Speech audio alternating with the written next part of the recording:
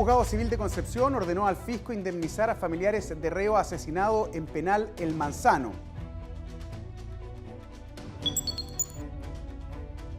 Polémica por ordenanza de carabineros que exige a mujeres quitarse parte de su ropa interior al ser privadas de libertad. Municipalidad de Recoleta deberá pagar indemnización a los familiares de un menor de 9 años que falleció tras sufrir bullying.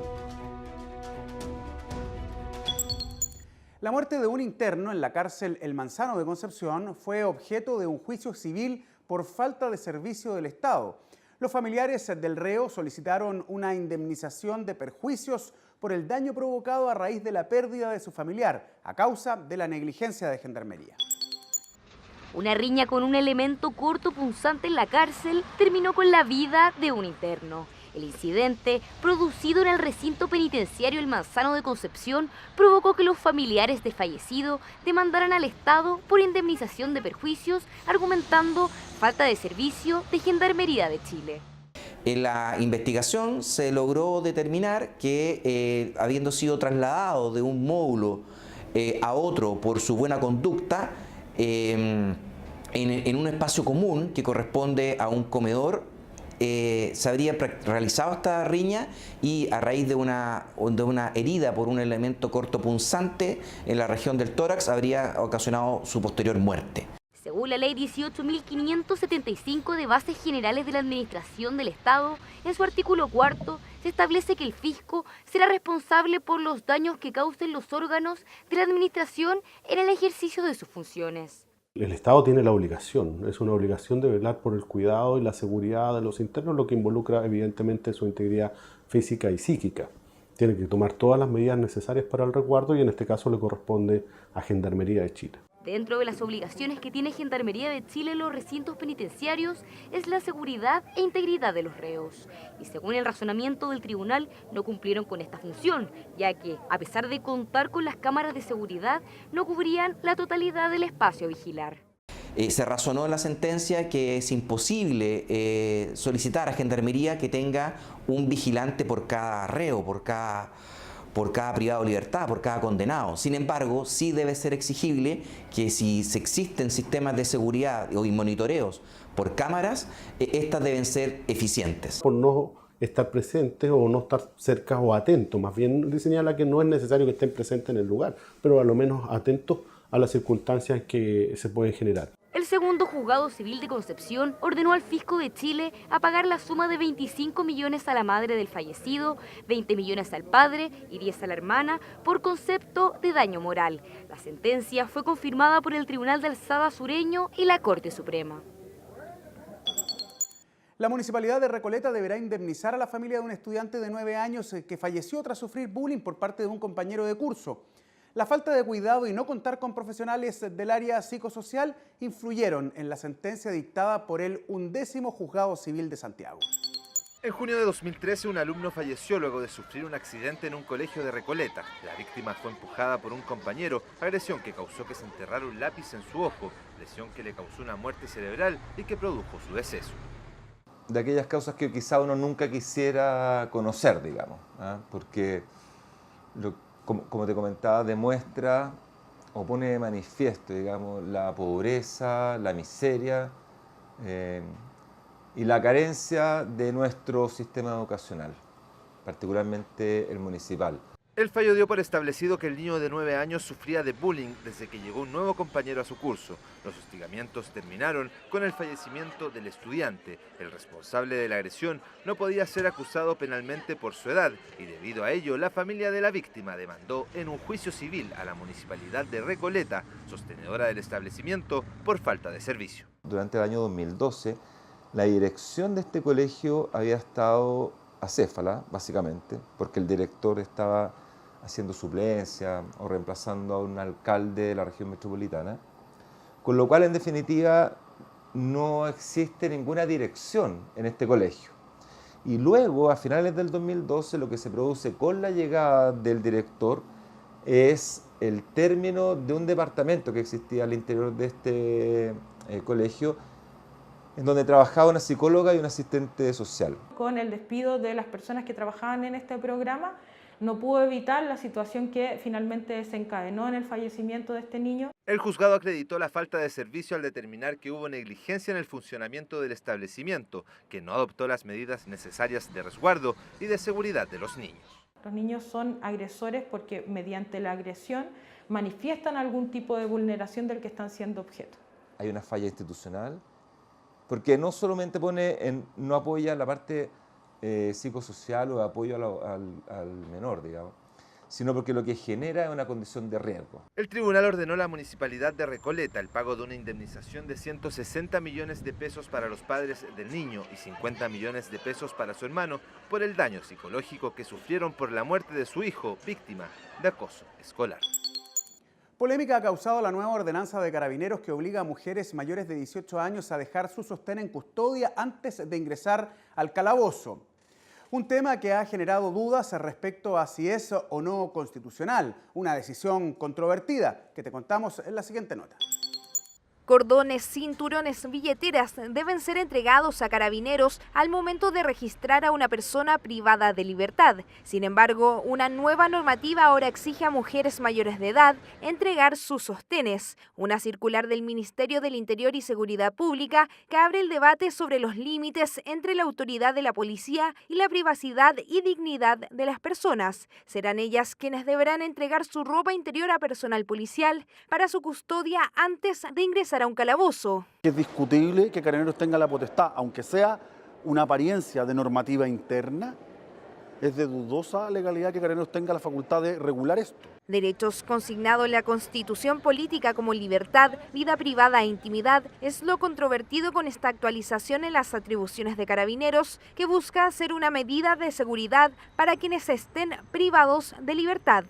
No se condice con razones de seguridad, no tiene justificación y es una vulneración a todos estos derechos. Debiera revisarse esta medida y modificarse los protocolos. Debido a la puesta en marcha de estas nuevas atribuciones policiales, detractores de la medida acusan falta de justificación y vulneración de una serie de derechos y hasta una medida discriminatoria.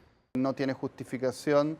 No es una medida proporcional, se trata de vestimenta íntima de una mujer. Además de la lesión a la libertad personal y a la seguridad individual, y además de afectar severamente la intimidad de una persona, hasta uno puede teorizar que es una medida incluso discriminatoria. Si bien el documento no establece que Carabineros tiene la atribución de sacar la ropa interior a la fuerza a una mujer mayor de 18 años, detractores de la medida buscan modificarla. Es algo que perfectamente puede ser modificado, ni siquiera requiere de una modificación propiamente de carácter legal. Estas instrucciones internas afectan a terceras personas o los derechos de terceras personas y por lo tanto no solo uno la puede calificar de ilegal, sino que además calificarla de inconstitucional. La solicitud de entrega de prendas íntimas de vestir a mujeres mayores de edad privadas de libertad por el personal policial es una medida controvertida, cuyos detractores aseguran que vulnera distintos derechos consignados en la Constitución. Polémica generaron las indicaciones realizadas en la Comisión de Economía de la Cámara de Diputados al proyecto de ley que busca normar en el ordenamiento jurídico los fraudes con tarjetas de débito y crédito. Te contamos parte de las medidas y de cómo funciona la legislación vigente. Un proyecto de ley busca responsabilizar a los bancos ante eventuales fraudes con tarjeta de crédito y débito. El cuerpo legal intenta erradicar los seguros de fraude que ofrecen las entidades financieras, obligándolas siempre a devolver el dinero robado a los clientes en un fraude, sin necesidad de contar con una póliza. El proyecto de ley entra a la Comisión de Economía de la Cámara de Diputados y es evacuado con algunas indicaciones, tales como que las víctimas de los fraudes deben pagar un deducible que asciende a 0,5 unidades de fomento. Una moción parlamentaria controvertida entre los usuarios de bancos, ya que se les otorgaría facultades a instituciones financieras, sin necesidad de la sentencia de un tribunal, de determinar si un cliente fue víctima de fraude o no. La Ley de Protección de los Consumidores establece parámetros amplios respecto de las indemnizaciones, reparaciones y seguridad en las compras que tienen los clientes, y en base a ello se ha otorgado protección. No podemos encontrar en la legislación alguna norma exacta o precisa que ponga de cargo del banco esta responsabilidad, sino que al menos hasta ahora han sido los tribunales de justicia, yo creo de manera exitosa, los que han ampliado la responsabilidad o han leído estas normas para cubrir casos que antiguamente hubiésemos respondido de manera muy sencilla, diciendo que no podemos responder por un descuido del consumidor. El proyecto, que pretende modificar la ley 20.009 sobre extravío, robo o hurto de tarjetas, vendría a normar por legislación lo que actualmente se está revisando a través de recursos de protección en las Cortes de Apelaciones. También se amplía el catálogo de conductas que constituyen el delito de uso fraudulento de tarjetas o nuevos medios de pago, estableciéndose figuras tales como la suplantación de personas y aumentando las penas para dichos delitos. Permite entonces que sea la persona que tiene más conocimiento y que pueda hacer revisiones más seguras y más técnicas respecto de lo que ocurrió la que tenga que responder, y no como ocurre en la actualidad, que finalmente el banco, al recibir algún tipo de reclamo, lo que dice es: usted tiene que demostrar si es que esto es culpa mía o no es culpa mía. En Chile existen casi 5 millones de cuentas corrientes que solo en 2018 efectuaron 508 millones de transferencias electrónicas. Cifras que dan cuenta del creciente uso de las plataformas digitales, y pese a que el número de fraudes bancarios en el país está por debajo del promedio latinoamericano, continúa siendo una preocupación debido a su constante incremento. En su reciente cuenta pública, el presidente de la Corte Suprema, el ministro Haroldo Brito, manifestó la preocupación del Poder Judicial por el aumento de un 9% anual en el ingreso de causas a los juzgados de letras del trabajo. Un incremento que genera una sobrecarga laboral que finalmente incide en que la tramitación de los juicios se extienda más a tiempo del que establece la ley. ¿Cuál es el motivo de esta problemática y cómo la Corte Suprema está trabajando para solucionarla? Te lo contamos en el siguiente reportaje.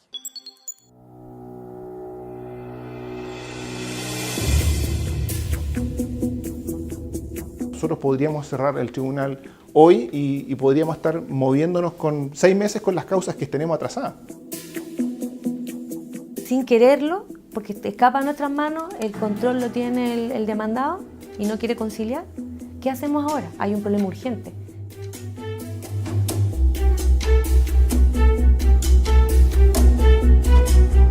Un trabajador puede aceptar una conciliación que quizás no le es tan beneficiosa porque tiene que hacerlo frente a la demora del juicio y la necesidad económica que tiene.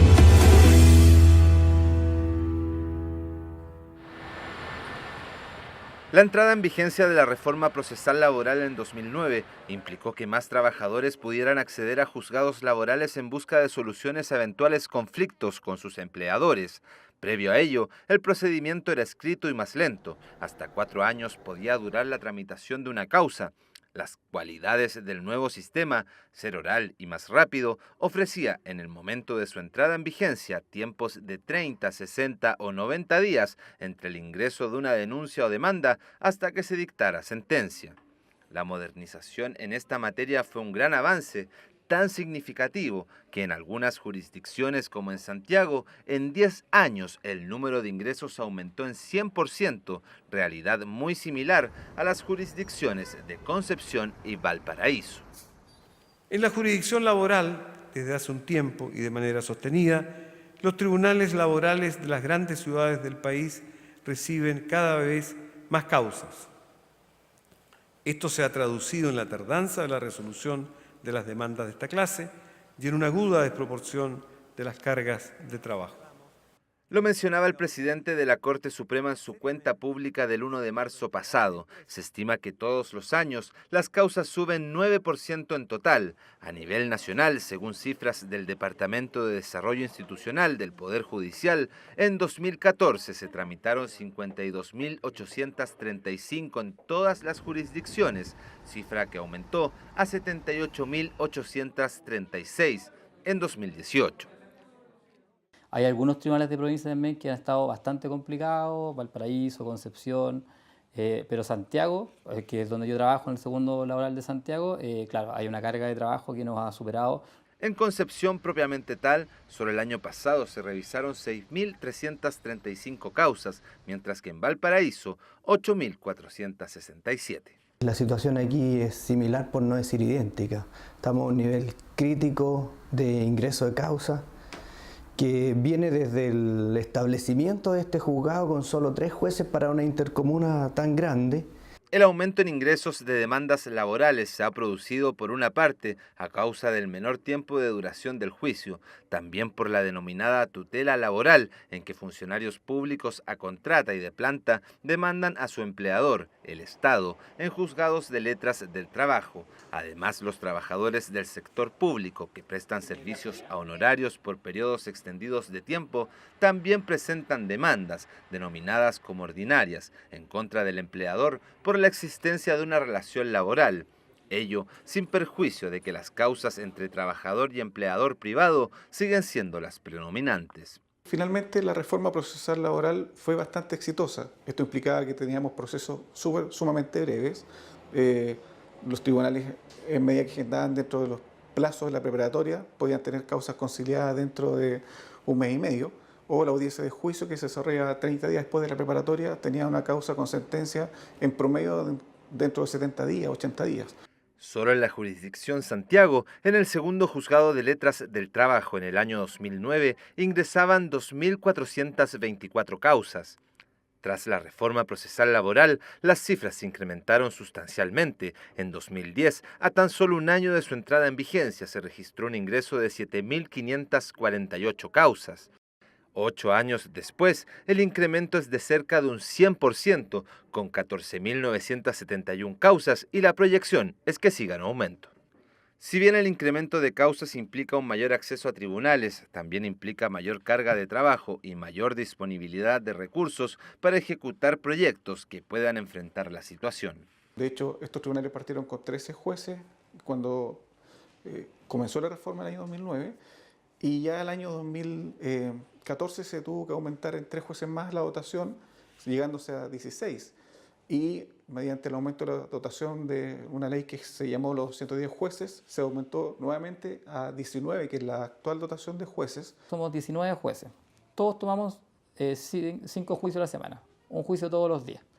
Y así y todo, nos sobran varios juicios a la semana. Si estuviéramos en plazo, nos estarían sobrando, 40 juicios a la semana. Los 2 juzgados de letras del trabajo en Santiago son llamados tribunales espejo por su similitud en funcionamiento e ingreso de causas. Cada uno de ellos se desempeñan 19 jueces para 9 comunas de la capital. Hemos generado un grave perjuicio al trabajador, que nosotros, a través de cómo se va dando la dinámica, nos percatamos de eso. Y hemos visto, o sea, de verdad, con cierto estupor, que las cifras de conciliación han bajado mucho, muchísimo, dramáticamente. ¿Por qué? Porque ahora el que tiene el control del resultado del proceso, por este fuera de plazo, en nuestra opinión, es el demandado. El conflicto de las conciliaciones se puede graficar de la siguiente manera. Cuando se diseñó la reforma procesal laboral, se consideró que 80% de los reclamos que se hacían en la inspección del trabajo se resolverían en este organismo. De esta forma, el 20% restante llegaría hasta los juzgados laborales. El funcionamiento consideraba también que entre las audiencias preparatorias se llegaría al fin del conflicto en 2/3 de los casos a través de una conciliación, y se le dio facultades al juez de ofrecer un llamado extraordinario de conciliación ya entrado el juicio. Pero el aumento de litigios y la incorporación durante estos últimos años de causas de funcionarios públicos, donde no hay más salida que la audiencia de juicio, terminaron por colapsar el sistema. Probablemente me voy a pasar por lo menos un año litigando en el juicio, ¿ya? Entonces, obviamente, eso le da una base de negociación al empleador mucho más importante. Pero también perjudica al empleador. En los casos, por ejemplo, los desafueros, porque a la fecha en que tienen que ver los desafueros, ya sea sindical o maternal, la solución que les plantea, que es autorizar al trabajador o autorizar a la empresa para desvincular, despedir al trabajador, ya no tiene sentido. El total de juicios muestra una baja importante de conciliaciones. En las causas ordinarias, por ejemplo, que serían las más comunes, como el despido injustificado, la cifra entre 2017 y 2018 cayó de 3.766 a 3.317. El pic de conciliaciones llegó a 2017 y a la fecha solo se ha comprobado un decrecimiento. Son trabajadores que no solo representan un problema individual de él trabajador, familias, responsabilidades, porque hay dinero, o sea, y ese dinero genera, o sea, que una familia se mueva. Es un problema. De la mano de los juzgados laborales están los tribunales de cobranza, que son 4 en todo el país. Están ubicados en Concepción, Valparaíso, Santiago y San Miguel. Fueron creados el 2006 con el objetivo de encargarse del cobro de las cotizaciones previsionales adeudadas a trabajadores y también para que los empleadores paguen las indemnizaciones ordenadas por el juzgado laboral. El hecho de que haya un aumento significativo en las causas laborales implica un incremento en los ingresos de los tribunales de cobranza. La capacidad del edificio no daba, por lo tanto nos pidieron 2 salas de audiencia a nosotros y se hicieron las gestiones con la Corporación Administrativa del Poder Judicial, se implementaron actualmente 2 salas más y evidentemente eso se refleja también en nuestra quehacer diario. En el juzgado de cobranza de Santiago, solo entre 2017 y 2018, hubo un aumento de 21%, desde 120.000 causas a 145.000. Se vislumbra que vamos a tener ciertamente un aumento en la carga laboral y lamentablemente con la misma capacidad del recurso humano. Cuestión que es un tema delicado, un tema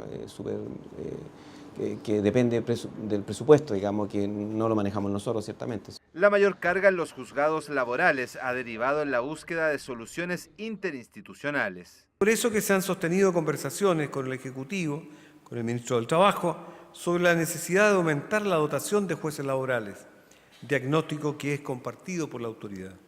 El Ministerio del Trabajo ha iniciado estos estudios dirigidos a resolver estas graves falencias para poner a disposición de las personas una mayor dotación de jueces.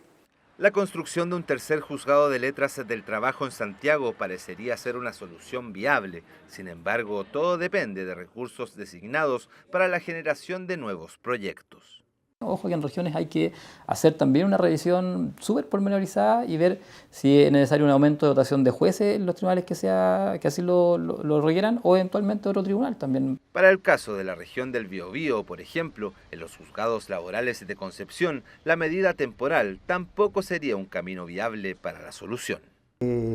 Las leyes que se han dictado han sido 2, que han aumentado la dotación de jueces, pero siempre han sido por debajo de la carga mínima estudiada y necesaria. Actualmente, con 5 jueces titulares, la sobrecarga de cada uno es de un 67% aproximadamente. Y tenemos pendiente de designación un 6º juez, y aún así mantendríamos como un 37% de sobrecarga de trabajo. A nivel país, los ingresos se incrementan y el panorama demuestra que esta tendencia continuará en los próximos años. Los mejores pronósticos apuntan a la implementación de un tercer juzgado laboral en Santiago. Sin embargo, su inauguración comenzaría ya con una inminente sobrecarga que afecta a los otros 2 juzgados, donde se agendan audiencias de juicio a 170 días, muy por sobre lo que dicta la ley. Una psiquiatra solicitó nuevos talonarios de licencias médicas al CONPIN. Esta petición fue denegada con el argumento de que solo se otorga poco más de un centenar de estos documentos al año por médico. La psiquiatra presentó un recurso de protección que fue acogido por la Corte Suprema. En el ejercicio de su profesión se le agotaron los talonarios de licencias médicas. Esa fue la razón para que una psiquiatra fuera hasta la Comisión de Medicina Preventiva e Invalidez para solicitar dicho insumo de trabajo, solicitud que fue denegada por la entidad con el argumento que la doctora habría superado la cantidad de licencias médicas entregadas por año. Y le dicen que hay una circular emitida por la subsecretaría que dice que no se puede otorgar por parte de un médico más de 104 licencias médicas al año. La especialista presentó un recurso de protección que llegó hasta la Corte Suprema, argumentando que el CONPIN actuó de manera ilegal y arbitraria por afectar el derecho de igualdad ante la ley, derecho a la vida, libertad de trabajo y propiedad, debido a que, a su parecer, la limitación de talonarios por doctor no fue debidamente razonada. Se considera vulnerada en sus garantías constitucionales con esta prohibición que está basada en fines más bien estadísticos, que no sería razonable esta restricción, por cuanto no hace ningún tipo de distinción, solo se queda con un número determinado que serían 104 licencias. Número de entrega de licencias médicas que de acuerdo al boletín llegaría a un límite de 3 talonarios, medida que si se llegase a completar puede continuar ejerciéndose pero de manera online. Lo que se quiere a nivel de Subsecretaría de Salud, según los antecedentes que existen, cuando dictaron esta circular, la B10 número 15, es justamente que se favorezca la emisión de boletas electrónicas, porque el problema se produce con la gente de regiones, que no en todas partes se encuentra implementado de manera correcta y expedita este sistema. El otorgamiento de licencias médicas en Chile va en aumento. De acuerdo a la Superintendencia de Seguridad Social, entre 2013 y 2017, la entrega de estos reposos se incrementó en un 36%, mientras que de acuerdo al Centro de Estudios del Conflicto y Cohesión Social, 1 de cada 5 personas en Chile sufre de síntomas depresivos. Los trabajadores chilenos presentan licencias médicas principalmente por temas de enfermedades de salud mental, y esas corresponden al psiquiatra. Entonces, ¿por qué hacer una diferencia, dar un número igual para todas las especialidades? La Corte Suprema acogió la acción constitucional contra el CONPIN, calificando como ilegal el régimen ordenado por el Ministerio de Salud, es decir, establecer un límite en la cantidad de licencias médicas que puede otorgar un doctor sin distinguir si eran por talonarios o vía online. En abril comenzará a regir en Chile de manera oficial. Hablamos de la Ley de Identidad de Género que busca rectificar el sexo que no coincida con la partida de nacimiento. ¿Quieres saber de qué se trata? Esta es la cápsula educativa de esta semana. La Ley 21.120, que reconoce y da protección al derecho de la identidad de género, consiste en la facultad que tiene una persona cuya identidad de género no coincida con su acta de inscripción de nacimiento o su sexo, pueda solicitar una rectificación de ello. Esta normativa, conocida como la Ley de Identidad de Género, busca dar dignidad y libertad a todas las personas. Para iniciar este procedimiento, mayores de 18 años que decidan rectificar su sexo deben entregar una solicitud al registro civil. Estos deben ser acompañados por 2 testigos para declarar y transcurridos 45 días será el director de esta entidad el encargado de dictar su decisión. En el caso de los jóvenes mayores de 14 años deben ser representados por sus padres o tutores, quienes deben solicitar judicialmente a tribunales de familia la rectificación de los documentos de identidad. Esta nueva legislación entrará en vigencia de manera oficial en abril de 2019. El Tribunal de Juicio Oral en lo Penal de Los Ángeles inauguró la primera sala de lactancia de su jurisdicción. Todos los detalles en nuestro bloque de noticias. El Juzgado de Familia de Los Ángeles implementó en sus salas el uso de un sistema de traducción en línea. Esta herramienta permite y facilita el entendimiento de lo que sucede en las audiencias a personas que poseen alguna capacidad fonoaudiológica diferente y además para la comunidad haitiana, gracias a la traducción realizada por videoconferencia en lengua de señas o español creol. Fue precisamente a través de una audiencia simulada por violencia intrafamiliar en una familia haitiana que se presentó el sistema a la comunidad, pudiendo apreciarse cómo la herramienta permite un adecuado acceso a la justicia a la población migrante. Es un avance efectivo hacia la tutela judicial, el acceso como componente de esta, en el sentido que personas que no tienen las facilidades para entender adecuadamente, o sea, no solo personas que culturalmente no conocen el idioma castellano, sino que también personas que tengan problemas auditivos, visuales, sean apoyados de alguna forma para poder entender cabalmente lo que sucede en las audiencias. Ese es su derecho. Yo lo encuentro particularmente un sistema bastante eficiente, permite mantener una comunicación fluida, expedita y eficaz con el usuario. También nos permite esto comprender de mejor forma cuáles son las solicitudes que tienen los intervinientes y también ellos permiten también que ellos comprendan de mejor manera las resoluciones judiciales que uno adopta en una audiencia. La Corporación Administrativa del Poder Judicial realizó el conversatorio Escenarios Futuros de las Tecnologías Emergentes, el que contó con la presencia de destacados profesionales del área a nivel nacional.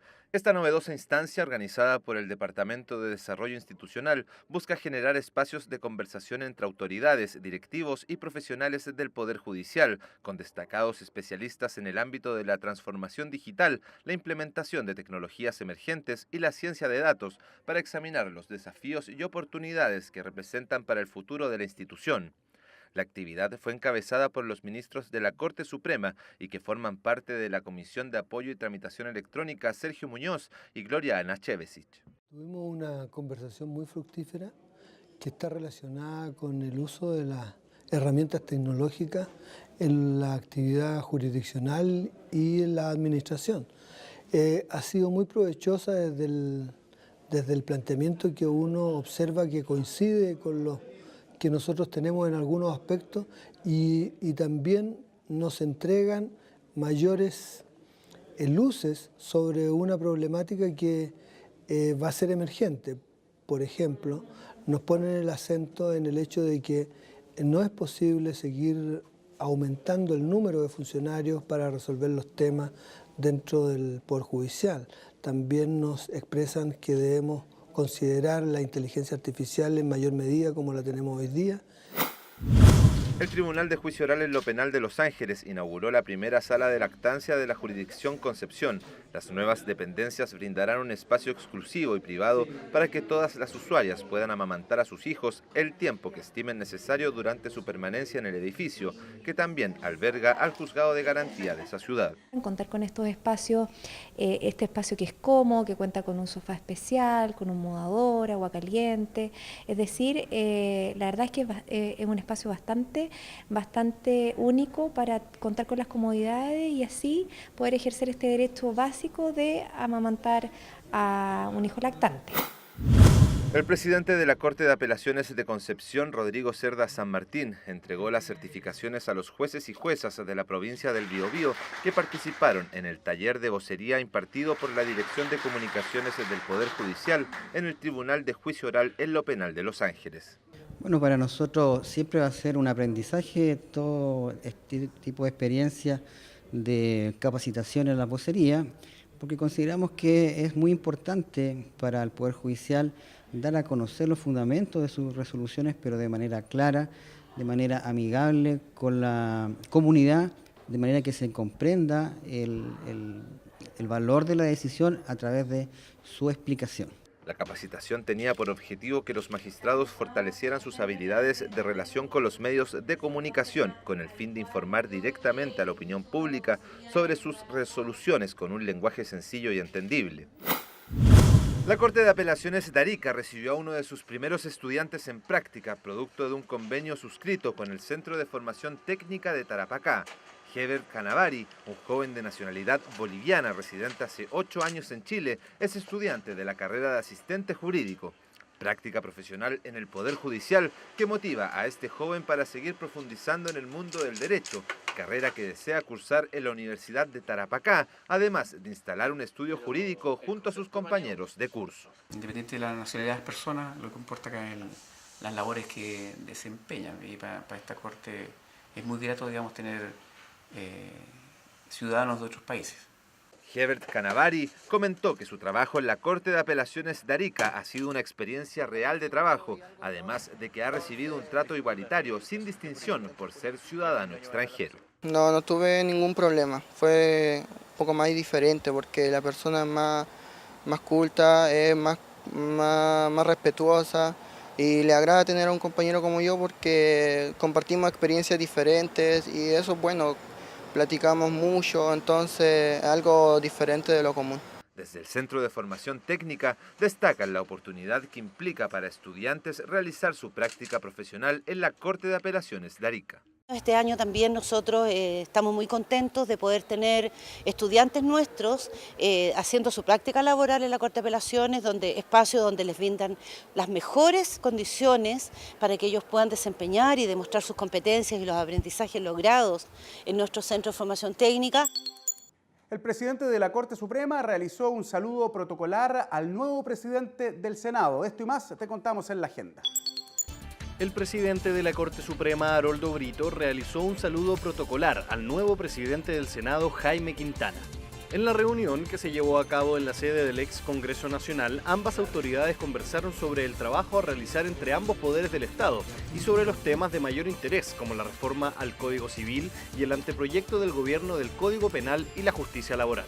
Hay un interés por conocer desde la perspectiva de la Corte, de los jueces, qué se está pensando acerca de la justicia. Es lo que hemos conversado, hemos hecho una revisión de temas y en eso hemos estado. Las opiniones de la Corte Suprema en distintos ámbitos, no solo en la Comisión de Constitución, Legislación y Justicia, son muy importantes para el Senado y hay muchas materias durante el presente año en las cuales esa relación tiene que seguir dándose de la mejor forma posible. El presidente de la Corte Suprema, Haroldo Brito, recibió en audiencia a la agrupación de detenidos desaparecidos de Paine. En la reunión conversaron sobre causas pendientes del máximo tribunal que no se encontraban en tabla, sobre la recepción del presidente y sobre los avances con respecto a sus solicitudes. Muy buena, nos acogió y de hecho el próximo miércoles él nos invitó nuevamente acá para darnos la respuesta personalmente acerca de las causas que están pendientes y que se pondrán en tabla para su fallo. El presidente de la Corte Suprema, Haroldo Brito, junto al ministro vocero del máximo tribunal, Lamberto Cisternas, mantuvieron una reunión con el profesor de la Universidad de Rutgers, Estados Unidos, Jorge Contese, que tuvo por motivo conversar sobre la Corte Interamericana, sus fallos y su cumplimiento a nivel de los distintos países. Fue una reunión de corte académico, pero necesariamente caímos en el tema del cumplimiento de una sentencia, para lo cual se ha citado a una reunión para el próximo 22 de abril y se habló de las posibilidades que tiene el Tribunal Pleno frente a lo que ocurra en aquella reunión. Conversación naturalmente teórica porque uno tiene que enfrentarse después a lo que efectivamente ocurra en ese caso. Nos reunimos para discutir básicamente sobre las formas en que el Poder Judicial y específicamente la Corte Suprema se vincula con el derecho internacional, con la justicia internacional y específicamente con la Corte Interamericana de Derechos Humanos, que es un tribunal que ejerce jurisdicción a nivel de las Américas, que Chile reconoció su competencia y por lo tanto cuando dicta sentencias condenando a un Estado por no cumplir con sus obligaciones internacionales, se abren preguntas respecto de cuáles son los mecanismos más idóneos para cumplir con esas sentencias, ¿no? Esas sentencias internacionales. Conversación que tuvo como finalidad abordar cómo países de América Latina y de otras partes del mundo se vinculan con las instancias superiores de justicia a través de tratados internacionales y cómo los estados han ido desarrollando distintos mecanismos para cumplir con las resoluciones de dichos tribunales.